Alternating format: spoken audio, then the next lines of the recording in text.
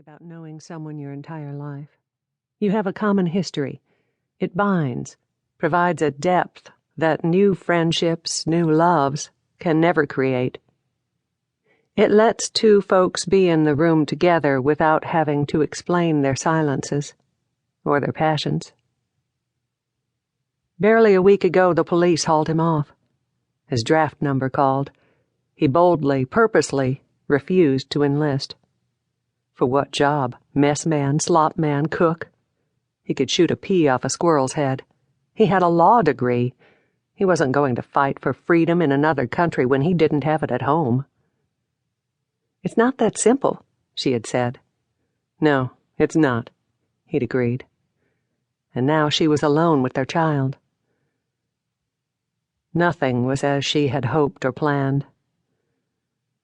It was 1941, October 28th, 3 days before the largest picket Washington, D.C. would ever see. The sound of shattering glass shocked them from their sleep. Ella's back pressed into her chest, and Brando sat up and barked. "Stay here," Maya whispered to the child. She crept down the hallway to the front room, where chilly air was roughing its way through a jagged hole in the window. "I told you to stay in the bedroom." "But—" "No buts. I don't want you to cut your feet." She heard the shuffle of Ella's compromise. The child didn't go back, but she didn't walk out any farther than the hallway. Maya bit down on her bottom lip, the pain steadying her as she untied the note attached to the rock.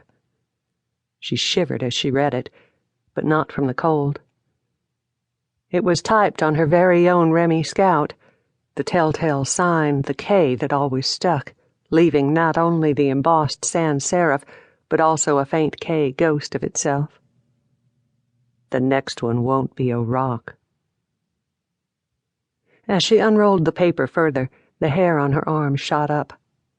Not only had someone sat in her chair, at her desk, in her house, that someone had typed up a list of names and places, an onslaught of personal details, an itinerary of sorts. Her itinerary. From the NAACP office to the name of the grocery where she food shopped, and worse, the address of Ella's elementary school, the time she dropped her off and picked her up, how her daughter preferred a waffle cone to a cup with her butterscotch praline. You can't hide. Frantic, alone, she acted instinctively. Get Ella out, keep her safe. She opened the icebox and packed a paper sack, tossing in whatever she could wrap up quickly. They dressed and ran to the bus depot. She would bring Ella back home. Buddy was right, she told herself. Ella was better off inside that homespun chrysalis. "Only one seat left," said the dispatcher. "Please check again." "Lady." "She can sit on my lap," she said. "She's too big for that. Do you want the ticket or not?" "When's the next one out?" "Tomorrow morning." Her heart went flying. "I'll take it."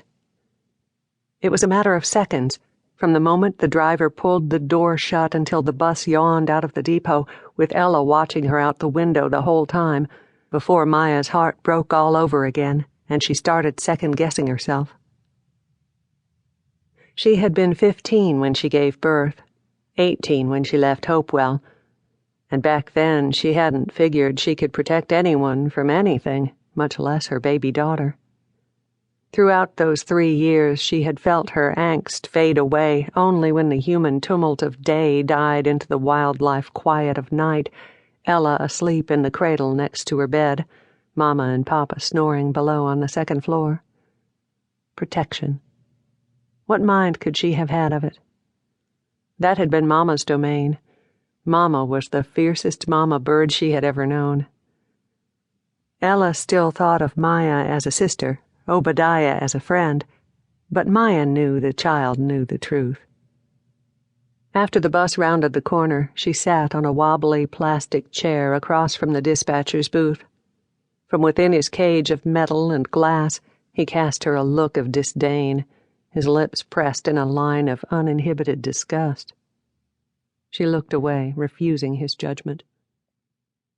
Moments later, she heard the dull